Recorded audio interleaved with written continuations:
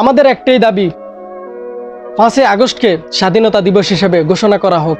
কারণ এই দিনে বাংলাদেশ একটি নতুন স্বাধীনতা পেয়েছে ছাত্রদের কল্যাণে। সেখানে ছাত্রদের অবদান ভোলার মতো নয়। যে খুনি হাসিনাকে আসলে বিদায় করে নতুন একটি দিনের সূচনা করেছে ছাত্ররা, ছাত্রদেরকে আমরা স্যালুট জানাই। কারণ ছাত্ররা না থাকলে এই দেশ হয়তোবা স্বাধীন হতো না এক ডাইনির হাত থেকে। ছাত্রদের আন্দোলনের কারণে সে দেশ ছেড়ে পালিয়ে গিয়েছে। আসলে অনেকে কথা বলতে পারি নাই অনেক দিন মন খুলে। অনেকেই আসলে পোস্ট করতেছে যে মন খুলে আজকে 15 বছর কথা বলতে পারিনি, একমাত্র হাসিনার কারণে, ডাইনি হাসিনার কারণে আজকে সে দেশ ছেড়ে পালিয়ে গিয়েছে।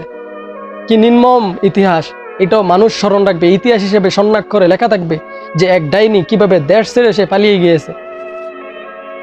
তার চামচারা আসলে দেশে নৈরাজ্য সৃষ্টি করেছে। এখন চামচারা কোথায়? আমরা আসলে সহিংসতা কামনা করি না, অবশ্যই আপনারা সংযত থাকবে। আমরা সবাই আসলে মুসলমান দেশে বসবাস করতেছি।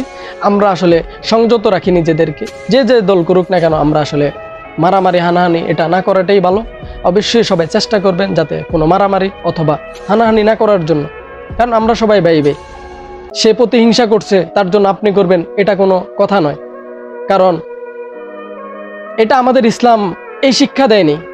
আমাদের ইসলাম এই শিক্ষা দেয়নি যে কেউ আপনাকে আঘাত করলে তার বিপরীতে আপনি তাকে ভালোবাসা দিবেন, তাকে আঘাত নয়। এটা ইসলামের শিক্ষা। সেক্ষেত্রে আপনারা কাউকে আঘাত করবেন না প্লিজ। যদি কেউ অন্যায় করে থাকে তাকে বুকে টেনে নেন। আসলে বুকে টেনে নেবেন ভাই হিসাবে, কোনো রাজনৈতিক পক্ষ হিসাবে না।